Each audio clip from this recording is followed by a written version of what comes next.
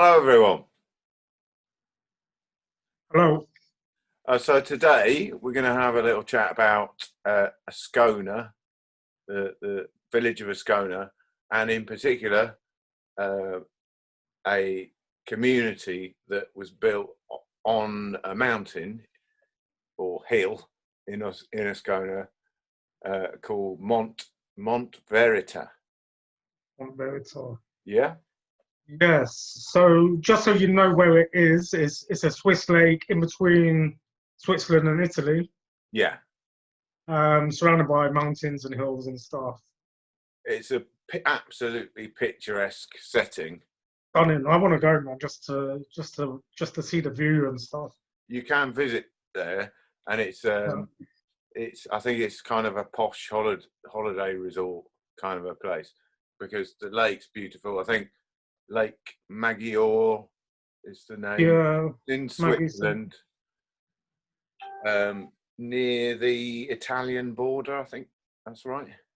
Yeah. So like I've seen it. I think it's Swiss, right? But some people have mentioned it's Italian, so it's right somewhere on the border there. Yeah, So I suspect wealthy people from both countries go there on holiday.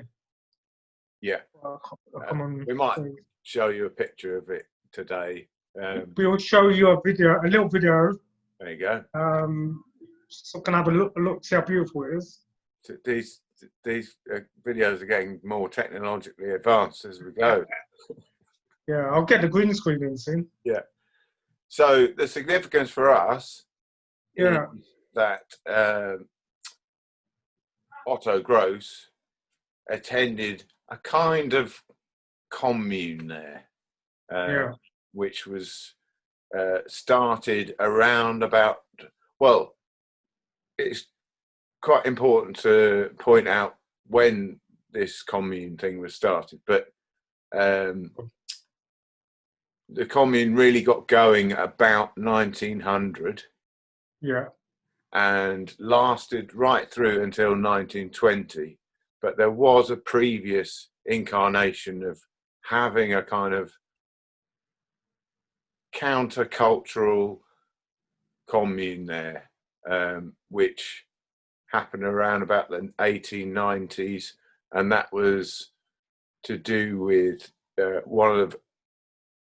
was based around a kind of countercultural beliefs and a kind of occultism, yeah, and some of these secret societies that were prevalent in Europe, and I think they were Rosicrucians, the lot who, and I think it was called, the name of it, the commune before the Monte Verità commune was Fraternitas, like brotherhood. okay. Okay. But So that I think that's also a reference to some of the Rosicrucian texts, Fraternitas. So, but has slightly different overtones to it, undertones. but there are threads through these things. I mean, but the Monte Verità Monte Verità literally translates as mountain of truth. Yeah. And if you're going to set up a kind of intellectual commune, that's some high ideals. You're going in there with Mountain of truth. mountain of truth, but also truth can be mountainous, I suppose. You know. Yeah, I feel like we talked about this very briefly the other day. How, like in history, there's always a mountain. It's a very People always go up the mountain, find the truth or the answers, and come back down. Yeah, in mythology, it's a very common motif, and in religion, and go up the mountain or get to the mountain and have a view of reality, I suppose. You know, and and have some experience that widens your knowledge. It's like you're up in the clouds looking down, or absolutely, yeah. But there's also something very elitist about it. It's like, we're all going to pile up on this mountain and we're going to look all over you and learn things, and then we're going to come down and tell you what to do. So there's lots of aspects to it. There was also a hint of this site having some kind of natural magnetism to it. Oh yeah, you said this, sure. Yeah, something about the rock. And certainly in these kind of intellectual, occult, mystical, countercultural circles at the time, the idea of a kind of personal animal magnetism was in the air, and people would describe each other as, so-and-so has a magnetic personality or that kind of thing. Yeah, like we do. Yeah. Yeah. So you've got the people drawing each other to the mountain of truth, but also the mountain is actually magnetic. Yeah. Technically. Yeah. That's pretty cool. It is kind of amazing. So there are various characters who form this second and more successful attempt at a commune. Yeah. And there's a couple called Ida Hoffman and Henry Odenkoven, who seem to be the main nucleus of the second attempt there. And they have this beautiful house up there. I think Ida Hoffman was a German pianist. She's described as a feminist pianist. I think the two things are kind of meant to, it's not that she's playing feminist piano music. She's a feminist who's playing the piano. I did try. I would like to hear feminist piano music. I would like to know what that sounds like also. And I did look for some of her music. Unfortunately, I couldn't find any of her music. So, shame. Okay. We'll have another look. Yeah, if anybody has some of her music, we'd like to know about that. Message us in the comments. Yeah. And it's important. Henry has some family money to spend on this project. Yeah, so a lot of these people come from wealthy families from North Europe generally. Yeah. They are, to an extent, intellectual countercultural elite. Yeah. And they're well funded and they have the time to go and explore some of these ideas. So we have Ida Hoffman, we have Henry Odenkoven, I'm not sure if I'm pronouncing that right. Otto Gross, our man Otto. Eric Musum, Musum and his friend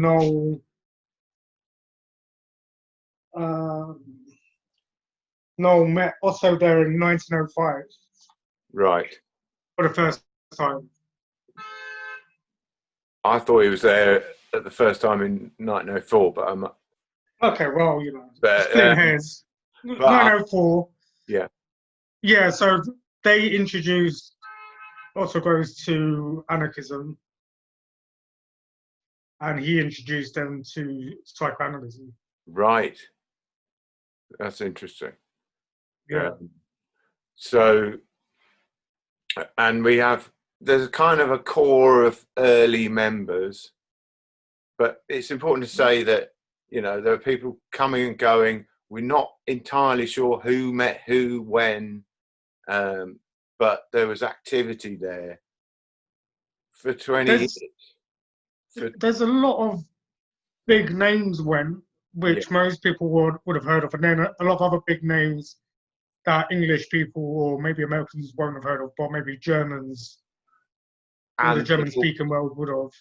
And it's important to point out that there's speculation as well. There's speculation, which, like, I've seen Cole Young mentioned going there quite a few times in different places. Yeah. And then even you've got Frieda von Richthofen. So Richthofen. Yeah, so D.H. Lawrence's future wife and her sister. Right. But then I've also seen that D.H. Lawrence attended as well. Yeah, I've seen that a lot. Yeah. I think I tend to sort of think the more I see it mentioned in different sources, the more likely it is. More you believe it. Rudolf, is that Rudolf Laban? Laban, yeah. The dance guy is also one of that initial core group. But yeah, and he's obviously also one of the biggest names. Yeah. In the history of the place, really. Are there any other names you want to mention, both speculative and or otherwise? Well, you've got Max Weber. Yeah. Potentially went, so he's going to be one of the founders of sociology. You've got Franz Kafka, who's meant to have gone. And then, interestingly, Paul Klee, the artist. And then you've got people that certainly us in this part of Europe won't know about. I can't remember the name, but the founder of the Dada movement in Zurich went there as well. Did you say the garden movement? The Dada movement. Oh, right, the Dada movement, yeah. The Dada movement. So you've got a lot of these different artists mixing together, and we don't know when they met each other or who met each other exactly. Yeah. But if you look at Paul Klee, he obviously went on to do Cubism and stuff, didn't he? So there's a direct influence from the mountain in terms of art spreading out into their fields. Yes. And we shouldn't forget to mention Mary Wigmore. Dancer? Yeah, the dancer and choreographer, yeah. Yeah, because Wigman. So she went on to have a huge influence on modern dance. As did Laban, yeah. As did Laban. So she was Laban's pupil at the time. Right. One of his dancers and lovers, obviously. But then she went on to set up her own school, dance schools and stuff. So yeah, she had a massive influence in the dance field. Yeah. As did he. That's certainly worth mentioning. Any other characters? I mean, I can mention a few off the top of my head. Yeah, go on. Walter Gropius, the architect. Hermann Hesse, the writer. Yeah, I was going to mention Hesse. Who else? I'm going to consult my little. I'm looking at Wikipedia. We've got Isadora Duncan. Great name. Rudolf Steiner is mentioned. I think that's a big one. We can talk a little bit about Steiner. Krishnamurti. Another big one is this character called Gusto Grasser, who was a kind of tramp poet. So he's eschewing the trappings of modern life, dressing. It actually dresses a bit like a sort of Jesus. And we'll show some photos of him. But he seems to be at the kind of core. Is that a white Jesus with blue eyes? That is. Okay.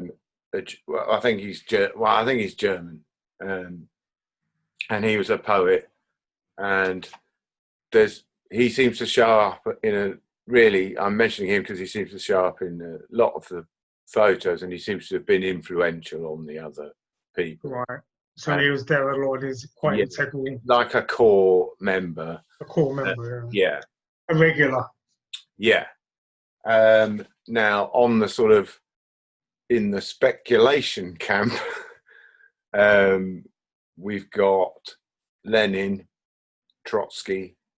Yeah. And I think it's important to mention that we think if somebody can come forward with proof that they were there at some time, would love to know that. We would like to see it. It's the whole thing's so. It's the same with Vienna, really. Like the thing's so crazy compared to now. Yeah. Having so many big names in one place. Yeah. Even in Vienna, in the coffee shops, you did have Lenin, and you did have Otto Gross, and you did have Hitler. Yeah. All in different coffee shops talking. Yeah. And it's important to throw that, because if we think of people on political extremes in the modern era, it's hard to imagine that they would get together at a festival and chat about ideas, especially at the moment. But so there's something beautiful about what they're trying to do there, and there's always different perspectives and different ideas, and the commonality between them is they are unhappy with the modern world in some way, or the modern structures of living, and want to look at all the different avenues to see if they can do something better or something more meaningful. So again, if we look at the context, so just prior to World War One, during World War One, and then just a couple of years afterwards. So obviously you've got the rise of the fascists. The world in general was a very different place to now, a lot more authoritarian, a much harder life, a much stricter life. Yeah. And I've gone up to mountains to try and find some answers. It's also important to mention that the Russian Revolution is on the horizon as well. Right. And you can kind of track. It's tempting to track where some of these characters go afterwards, where some of those ideas go into the 20th century, and they go in all different directions. It's important to mention that. It's important to mention, so this is before the failure of communism and the brutality of fascism as well. So they're exploring all sorts of ideas. Yeah. Have yet to be put to practice. Put into both horrific ends. And okay, well, let's start talking a little bit about, well, maybe just loosely what it was like there. Can we say something about that as a place? Well, we can. We've seen pictures and some videos and stuff. So it is indeed like a hill on the lake. And the house. There's a big wooden house. And it's beautiful. I mean, it's kind of got an Art Deco feel to it. There's this entrance way, which is kind of a curve. There's a sort of, I don't know if this is pre-Art Deco, actually, but there's a kind of curvy entrance way. And it's obviously this very beautiful setting. And I get the impression it's quite a big site. We haven't been there yet. We would like to go and visit it. We would love to go and visit it. But it's big enough to accommodate this large house, kind of, large house and also grounds, so they were growing their own vegetables and stuff, so it was a vegetarian. There's like a river on it. There's a river, so they're using the water to... it's the proper... You'd want to go, if you had a ticket to get in there, you'd want to go and hang out there. It's a nice looks like quite a nice place to hang out. Although it is said that the locals, there was issues with the locals. But the locals were like suspicious. Christian. Well, suspicious, but they're good, upstanding Christians. Yeah. And you've got all these weird and wonderful people from different parts of Europe. Yeah. And obviously getting together and being weird on the mountain. They were devil worshippers and all this kind of stuff. Not a bit, yeah. Basically, like they're walking around naked half the time, so nudism was a thing. Yeah. They weren't supposed to drink. So they had caves there. Yeah. Some of the views look out over to the lake. But we've also seen photographs where there's quite a hefty wall in the photograph, and for privacy. Yeah, I don't know if it's privacy or what, or I think you needed permission. You needed an invite to get in there. Well, one of the kind of contradictions is they're all about being against property and land and all that sort of stuff. Then I've got this lovely property on this lovely land. Yeah, and you can only get in by invite, and there's a big wall stopping anyone. Yeah, they've all got plenty of money to muck about all summer with their silly. If you've got enough money so you can go and wank about on the lake. You can get naked, cover yourself in paint and roll around. And that's something I would love. Right, you know. So there are other houses. I think there's a sort of hut. Yeah, there's definitely huts there. That I forget the name of it, but we might be able to put it on screen. And I think that hut is still standing. I don't think the original house is still standing. But we'll find out hopefully. Yeah. Well, I think there's a whacking great modernist hotel on the site where the or conference center or something. Yeah. It turned into a hotel after they left. Yeah. 1926. So So let's start to list some of the concepts and ideas that were floating around there, and maybe go in and out of some of the characters who were kind of involved in those ideas. Sure. You had like female emancipation. Yeah. The big theme. And certainly Otto Gross is characterized as can be characterized as a feminist or an early feminist. Yeah. I'm not so sure about that definition, but then I'm not really sure about the definition of feminism. So, there's a difference between intention and practice. Yeah. So his intention a lot of time was like seems to be he was trying to be a feminist, or at least he was trying to make the world a better place for women and freer for women. Even he went even further than that. He was more like having women in charge. He was in favour matriarchy of a worldwide matriarchy. It's important to say. Yeah. And he equated communism with matriarchy. And we might come back to that when we talk about Gross's relationship with his mother in a later episode. But this is one of the things that it has to be said that he later espoused. So post his experiences at Monte Verità. But so when people are labelled as feminists, like Ida Hoffman, I'm not so sure they would have used that term at the time. Possibly female emancipation. That sounds a nice, like, at least you understand what it means. Yeah. Like, and it's kind of pre-suffrage, isn't it? I guess so, yeah. I mean, around about the same time. Early 20s. I'm sure the feminists could put us right.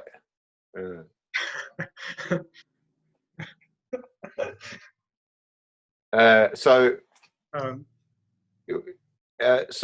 there's a lot of ideas floating around there, and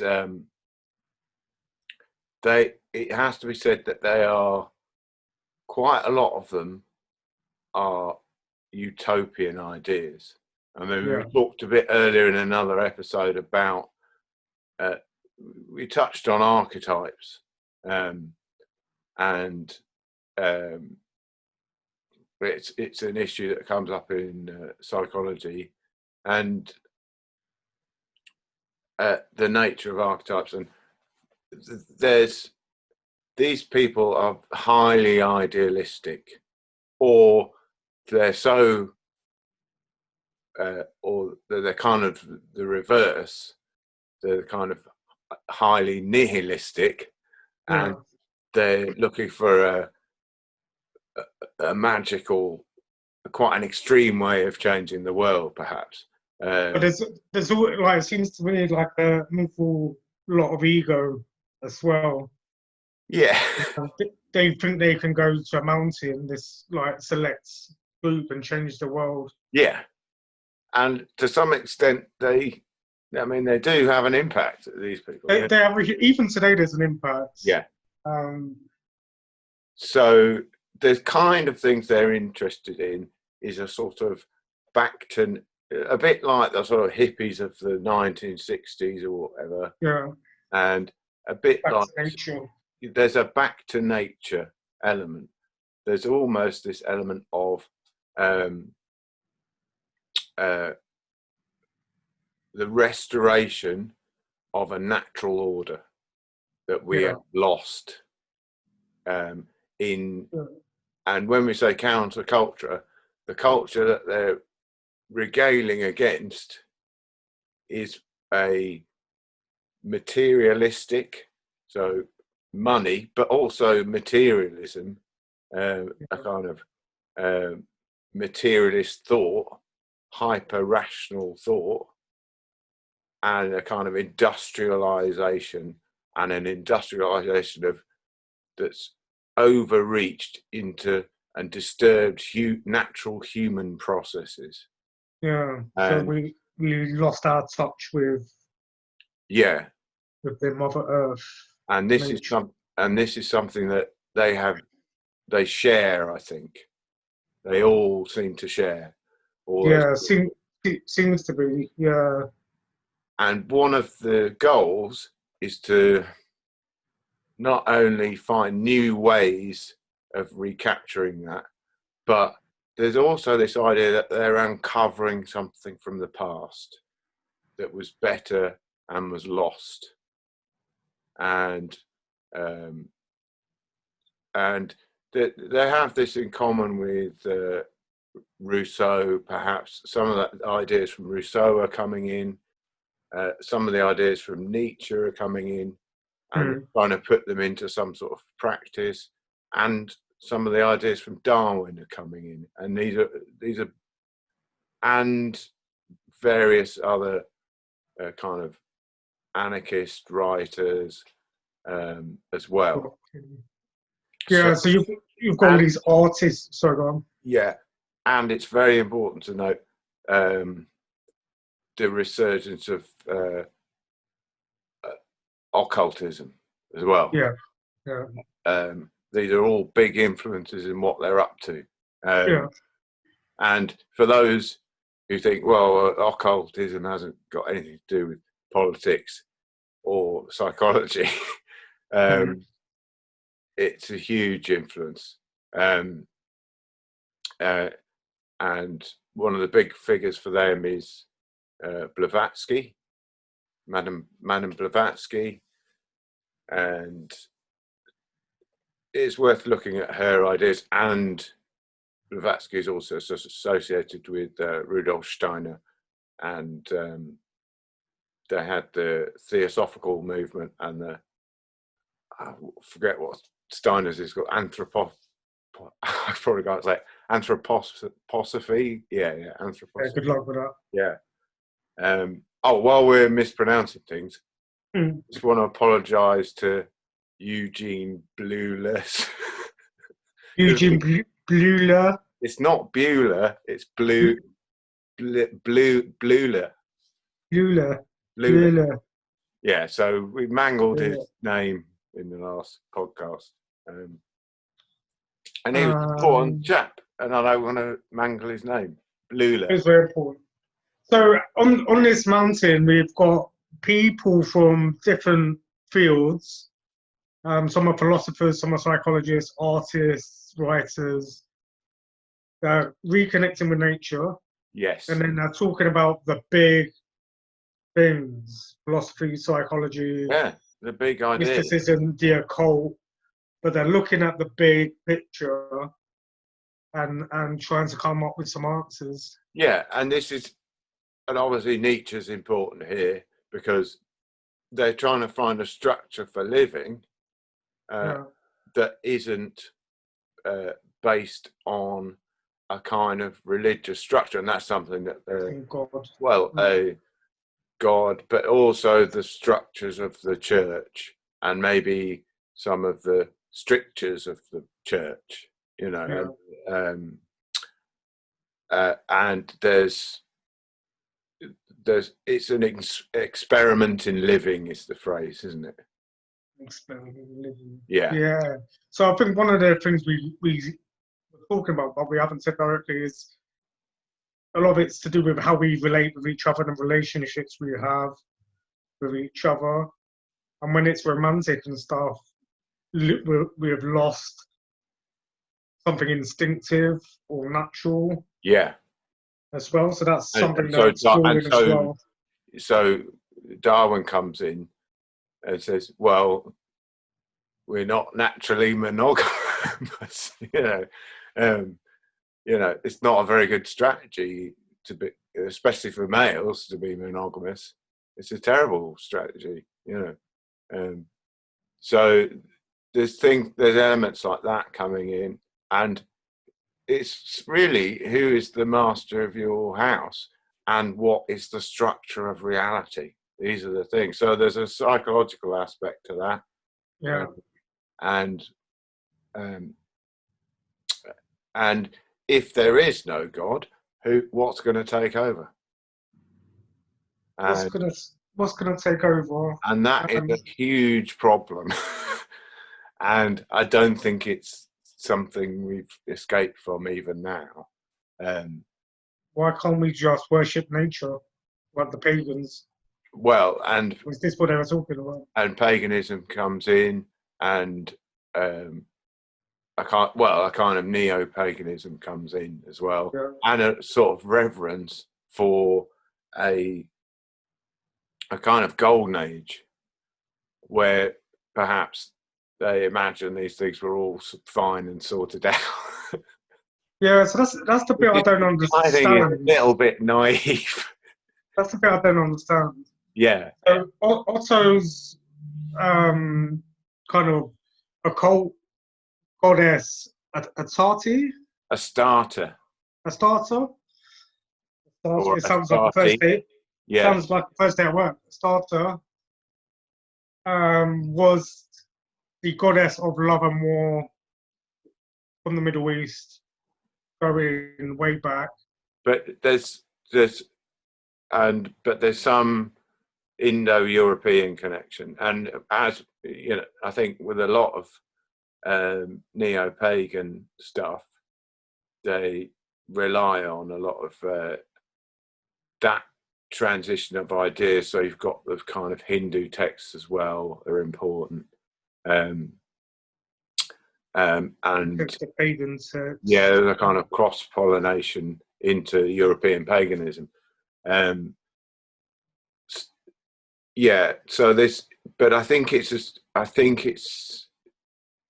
seen as all, when you say Eastern, you have to take that into context as well, because they're kind of projecting themselves into the past and going, well, here's this.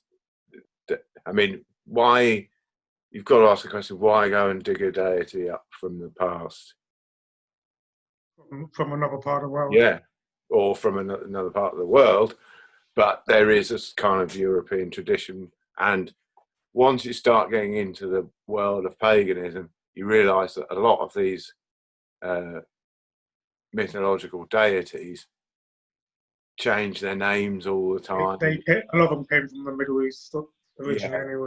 And there's people rename them in different cultures, but some of them, it does seem like some of them is kind of have shared lineage, but all that's very difficult to unpick. And there's a lot of the Greek gods. So Aphrodite is meant to be the same god that he was talking about. Yeah.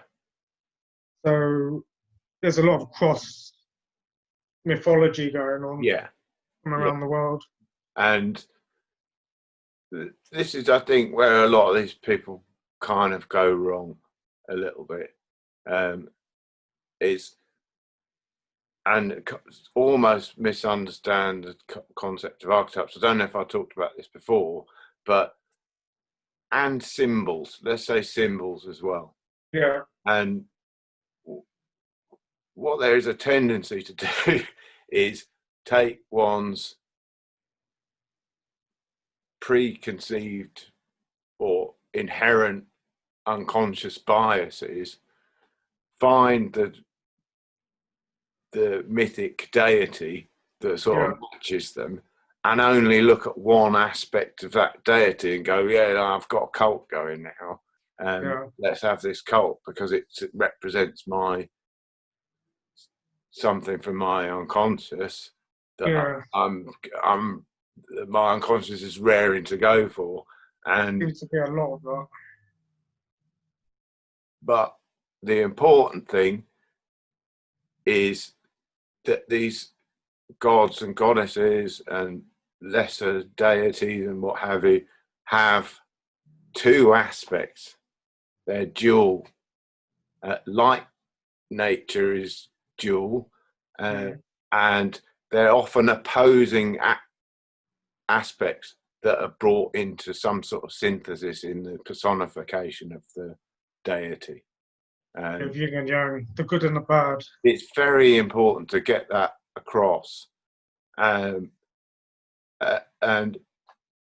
in the synthesis, like we have in nature, it kind of goes into this beyond good and evil state. And emphasizing one aspect of a deity is just a route to disaster. Just as we have in kind of, people will go, that symbol's evil, well, the symbol is nothing at all. Symbol is just doing its thing on its own, and a lot of symbols have this dual aspect as well. And just because somebody evil might have used that symbol doesn't make the symbol itself evil. Yeah, like the short sticker. Yeah. So I've got a Ganesh tattoo. Yeah. And I've got the Hindu symbol. I think it's here somewhere. It's faded a lot. Right. But the Hindu symbol is obviously one of peace. So people can see the symbol how they choose to see it, can't they? But there's always... There will be if it's the Hindu symbol, and I'm not up on the Hindu meaning of the swastika, but there will be a dual aspect to it, like a kind of yin and yang symbol or something like that. Yeah. Will be a dual opposing forces brought into harmony. Sure.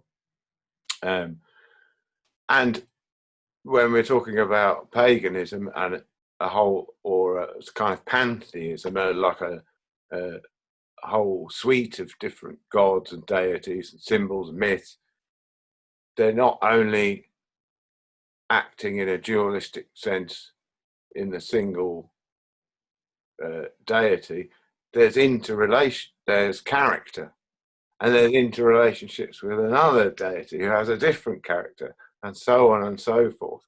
And what are you saying? You're saying people shouldn't be trusted with symbols because... No, I'm just saying they should do it. They can only see one aspect that suits them, and then they ignore everything else. I was just saying they should do their homework. And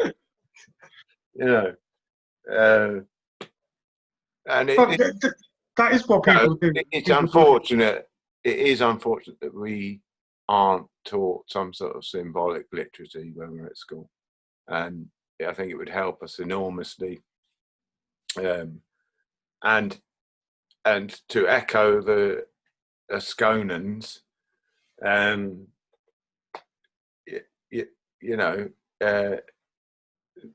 were on the right track there, I would say. It was something that needed to be taught and that was lost from an earlier time.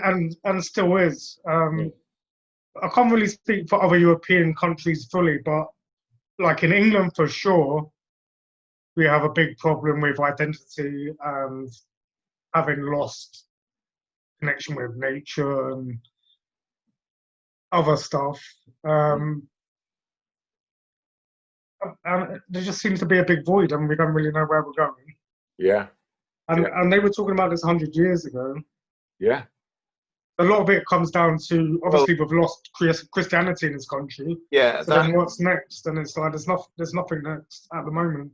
That's interesting, because a lot of this kind of, let's say that also one of the ideas that is a kind of hermetic and mystic idea, and even alchemical ideas were feeding into what they were up to at Ascona as well.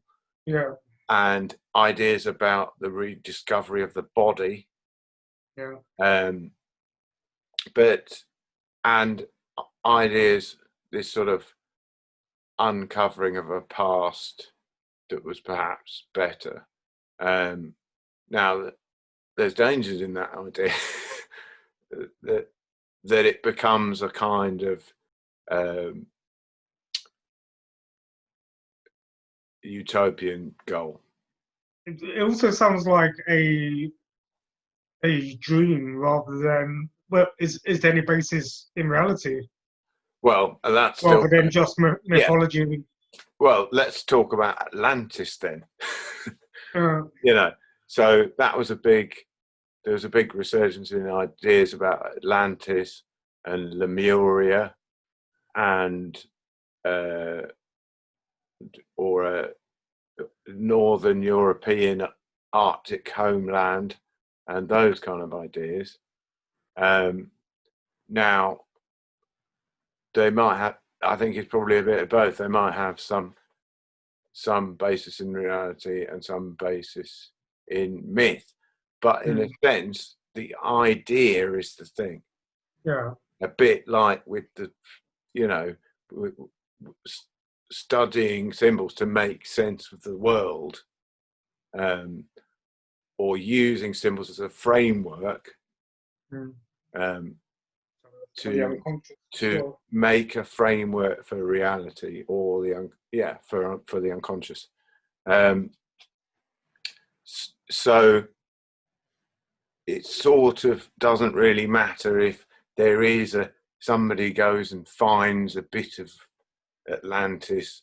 The idea is as powerful as it is, it's kind of like a meme or one of these deities. It has a life, and the new ones can be created, that are based on the old ones, So. And then at the same time, you have other people like the fascists looking at mythologies and the occults as well. Yeah. And obviously they've got their own ends, but you've got two competing battles. So a lot of these rich hippies going to the mountains, they are a direct threat to the powers that be, to some of the structures in place already. To the existing powers that be. The existing powers and to the people who want to maybe change it in a different way as well. Well, this is also one of the issues, is that, and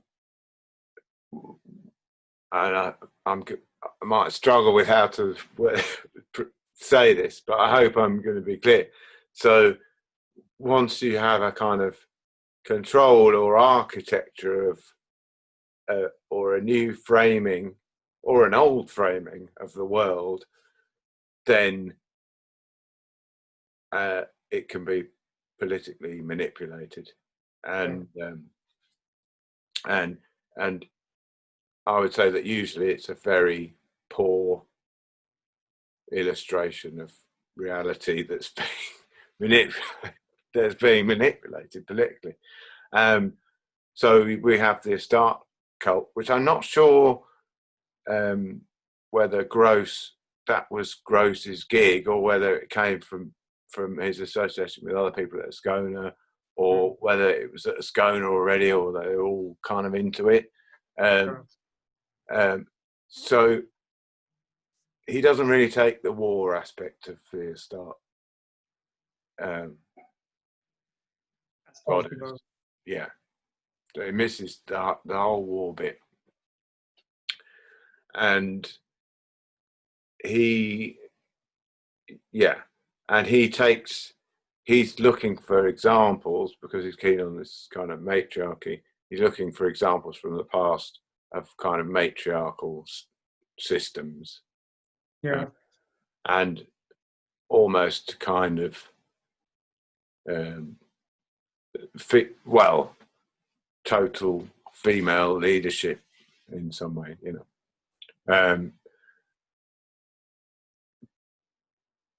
which is interesting idea, like see how bad history has been with men in charge. Well, just looking in a very basic way like that. That's always the argument. I think that's probably the best argument made for matriarchy. I'm not sure I agree with it, but that's usually the best one that comes out. So let's talk a little bit about. We might address that again when we go on into the mother episode.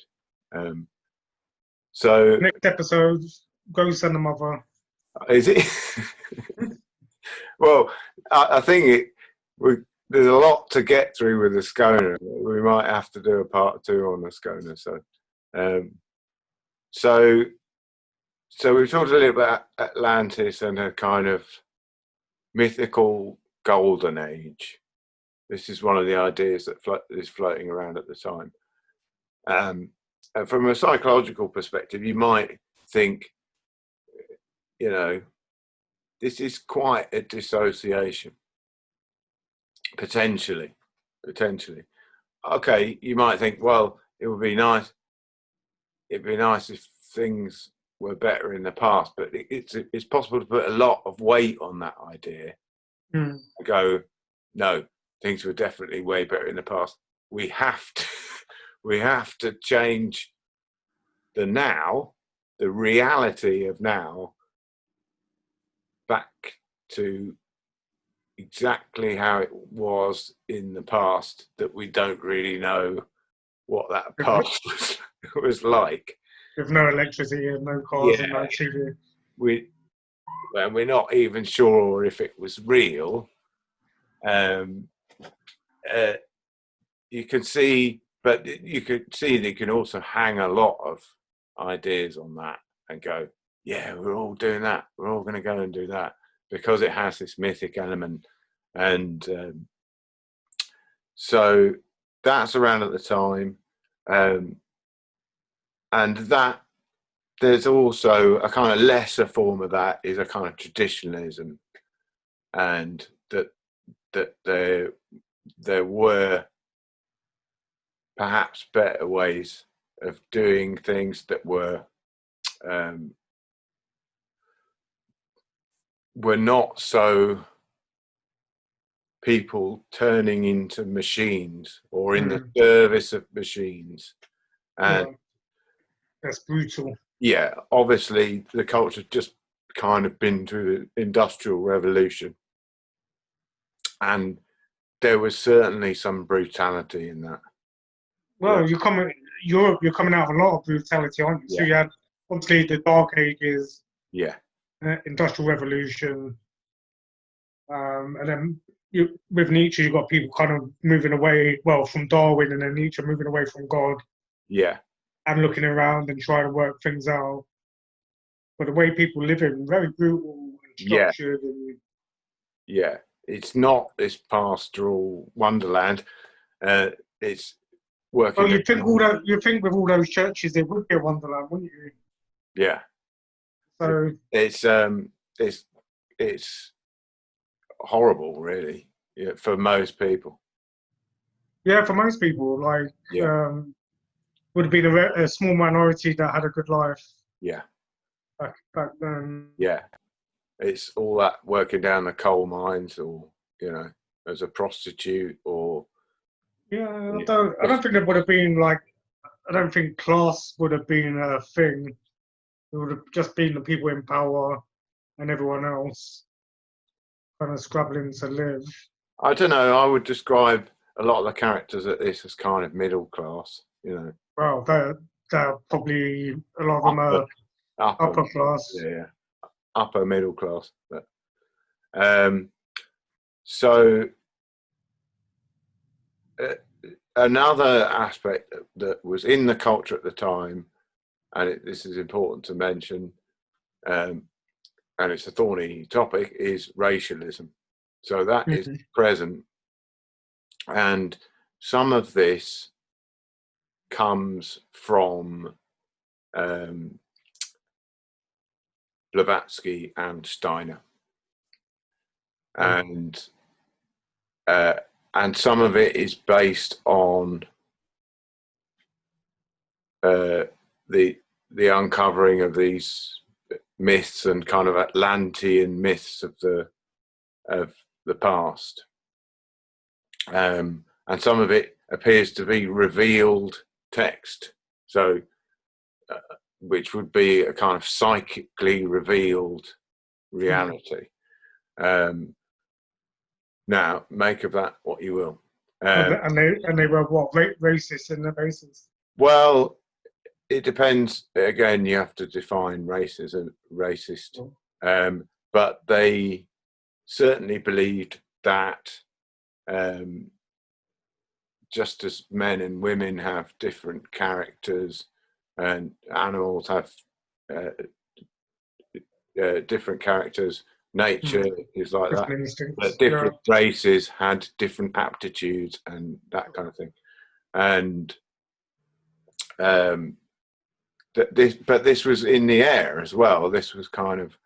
Well, even Freud and Jung were very backwards compared to these days in their kind of thinking about this sort of stuff. Yeah.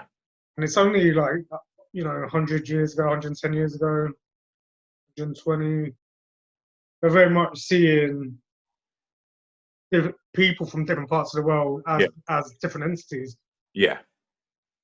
Even psychologically. So they were looking at Jewish people being completely different to the genteel. Yeah. Black people being different to white people. Yeah. Which now seems very bizarre. And there may be some truth in that as well. There may be some truth in those differences. But there's truth in terms of the way people live their lives and stuff like that. Yeah. So a lot. Yeah, but it's the broadening of that. It's the broadening of that. So for them it was like a race thing, but it was more like a life thing. Yeah. So a lot of Jewish people had anxiety, but that was from life experiences. It wasn't because they were Jewish. They weren't born anxious, were they? So, and unfortunately, they don't seem to have been able to get rid of. Not yet. Maybe when the next occult starts. Well, yeah. I mean, it's just. I mean, I think what they were getting at was a kind of characterological differences, and they weren't being negative as well. They were going, these people are really good at that. These people are really good at that. And also we should get at, you know, okay, so maybe they had these racist ideas, and we want to get rid of, in our modern age, we want to get rid of those. In fact, we don't want to see any of that going on. But they had some other brilliantly useful ideas at the same time. Yeah. And you have to put it in cultural context and go. You need to put in the era and the times, and also, unfortunately, we are learning as a species very slowly. So, what we think is normal now, 100 years ago, would have been groundbreaking stuff. Yeah. You know, so we are learning, but it's a process. Yeah. That seems to be a bit slow. And Steiner went on to be a big influence in schooling and education, and some of the best schools you can send your kids to these days are the Montessori schools. Yeah. Which are based on Steiner's writing on how to educate kids, and he had, and particularly brilliant for educating young lads, because he was able to recognise what they needed, you know, and they can't just stick a young lad in a classroom and expect him to pay attention. He wants to be outside, jumping around, you know, get covered in running around, you know, taking risks, and climbing trees. Yeah, and it can be very restrictive to put young lads who've got all this energy and they want to go out and explore and all that. And we have those schools in England, and for girls as well. It's very. I don't want to put that too much emphasis on that. I mean, I was going to say, because I have a female friend who went to one of those schools. Right. She has mixed feelings about it, but right. I can see some pluses. One of the things that Steiner was concerned with, and this speaks to the sort of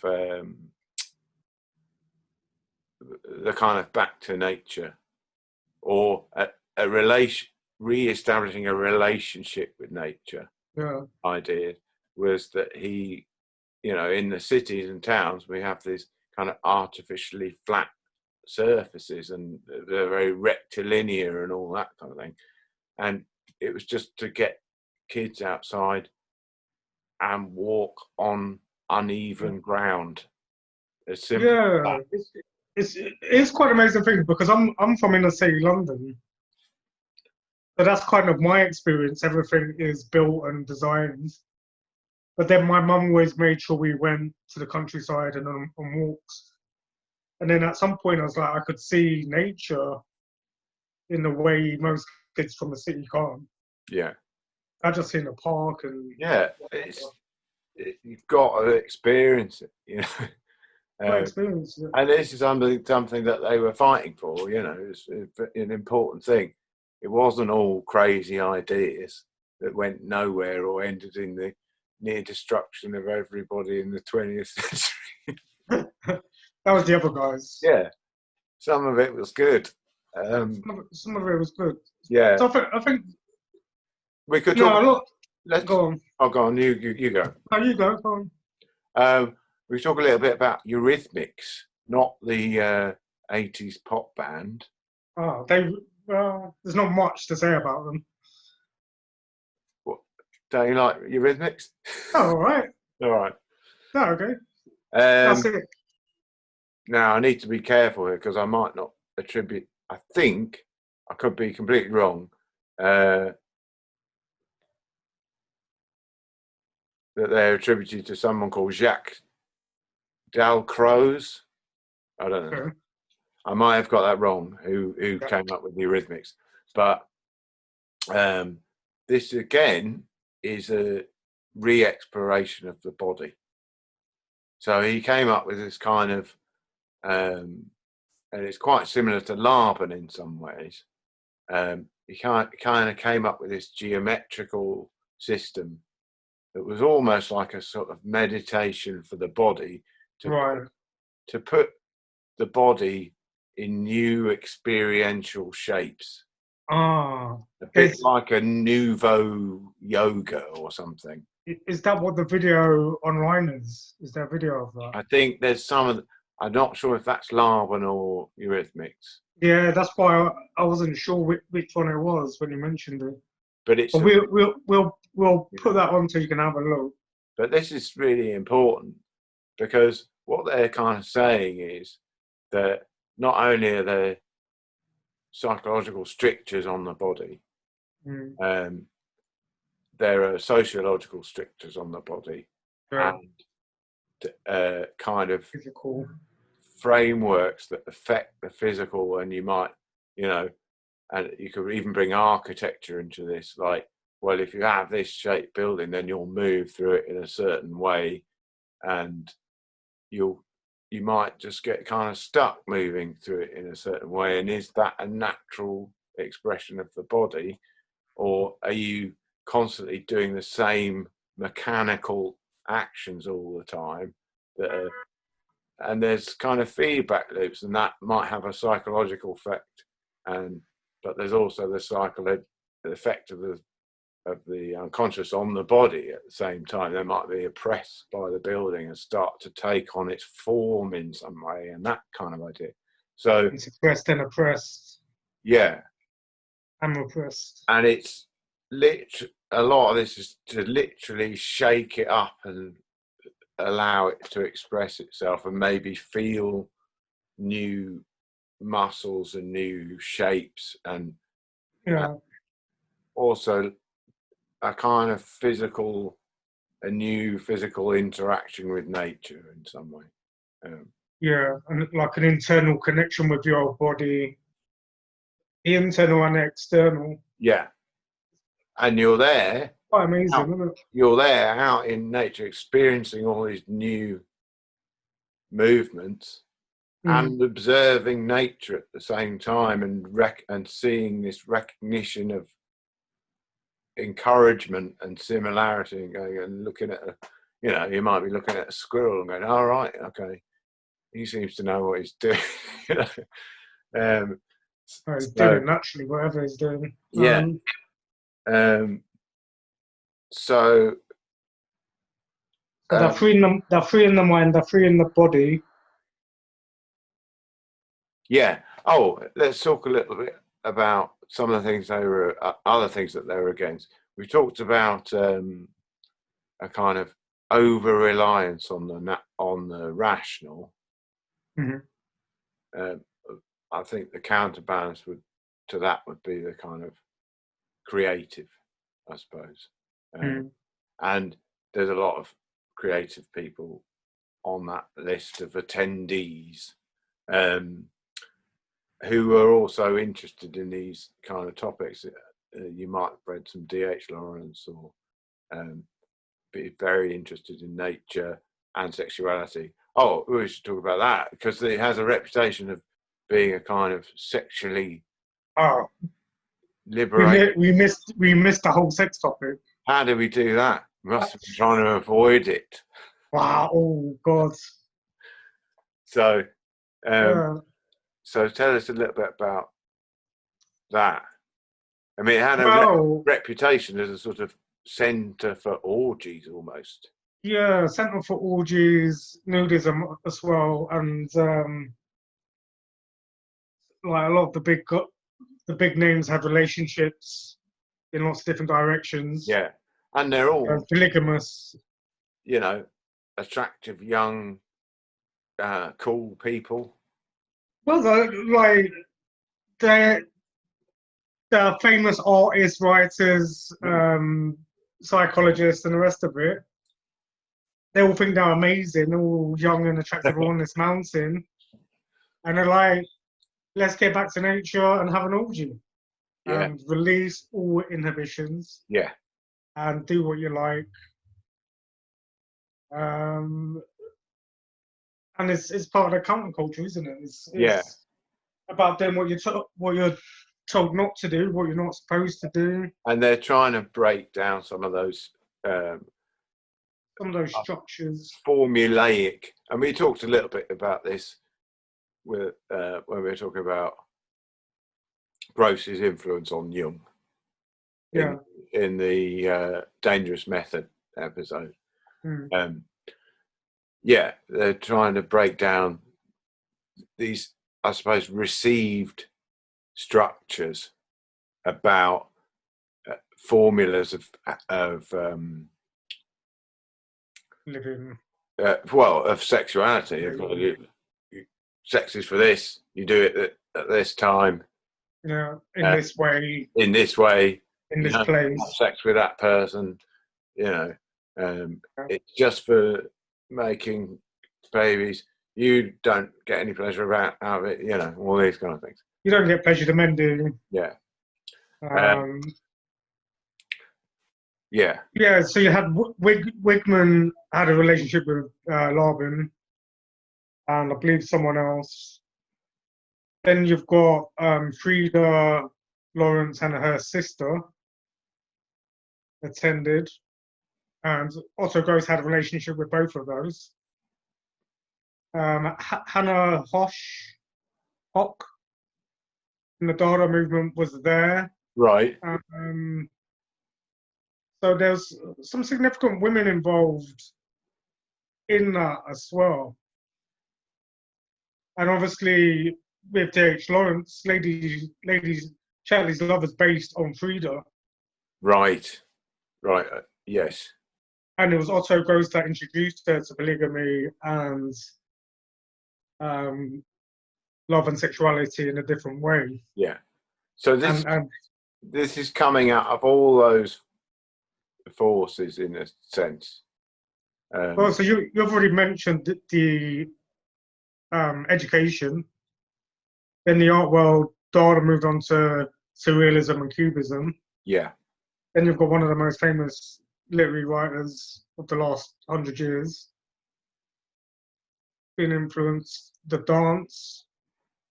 There's a lot of things going on there. Yeah. It's a big old topic. I'm just trying to think if there's anything I haven't mentioned in terms of the movement. I mean, one of the titles of the movement was Lebensreform, which means life reform. Life reform. Yeah. And they did things like have cold showers, and they were trying to shock their system and stuff like that. So they've got this nudism going on. They're having sort of bathing in the stream. Vegetarianism is another one. So they're trying to grow their own food, and trying to eat just vegetables and that sort of thing. So this is one of the interesting things. Is like once you start down these paths and you're trying to get away from the structures, you might create new structure. You might not actually get away from it. You might be so sort of obsessed with the structure, you just impose another structure on top of it. That is a vegetarian nudist structure. That might be worse and not as freeing in your attempt to remake the world. So, and one of the things that we know that happened is that people smuggled food in. Cheese and ham and I'm sick of this cabbage soup every night. I'm going to pop down the local village, get a load of booze and some nice cold Swiss meats, and hide them in the cave, and then we can all pile in there and have that later. It sounded pretty good, man. Yeah. So a nice bottle of wine. But there's an important point there about when your ambition is to restructure the world. Well, have you really looked at the world? And you can't quite get everyone. It's like, are you sure you've really understood the world? There's how can you get the whole world to follow you and change? Like, you can't. It's impossible. Yeah, and there's a lot of hubris involved in those decisions as well, and some of those ideas, and oftentimes you can see that they've just run with the first idea that's popped into their head. That's just looks like a counter to the previous thing, and in a kind of reactionary sense. No, never works. When there's they're saying they're trying to get away from the church or whatever, and then they set these rules. It's like, well, we've all got to eat this now. It sounds like a monastery, and it's so in some sense it's kind of puritanical as well. There's a new set of rules, and they haven't really escaped the rules and structure. They haven't really got into that dualism. That they're kind of looking for it, and they haven't got into that balancing act of nature. They're going, nature good. It's all good. Not every now and again there's a tornado, or it rains half the time, or it's not really the life of pi. Yeah, there's always positives and negatives, or it's not looking as holistic as it perhaps is. Its ambitions are. Yeah, I think it's quite a common thing in many areas. Yeah, people avoid the negatives.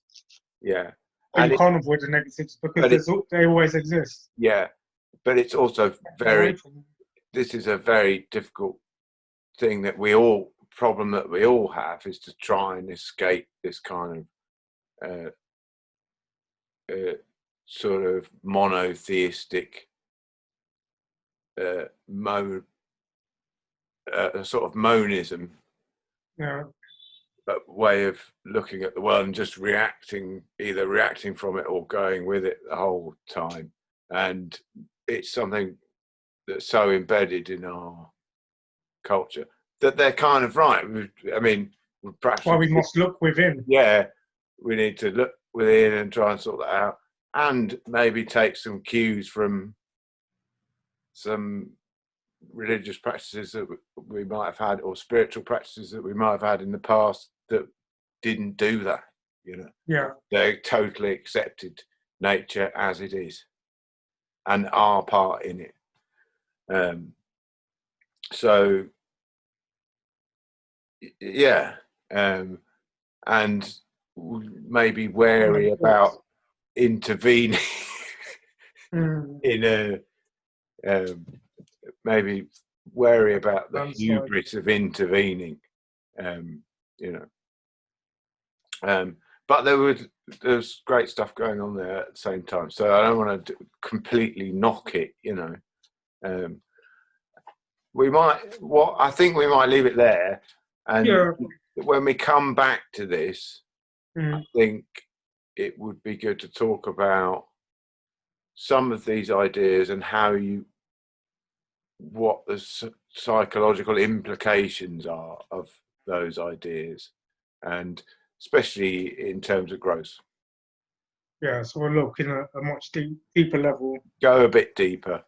This is just an introduction, but there's so much to talk about.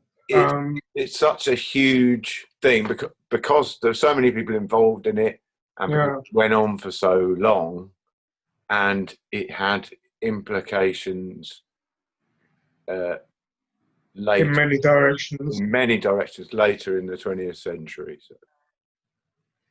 Yeah, so we'll come back, but that's a basic introduction, and I for one would have loved to have been there to see it, even as a fly on the wall.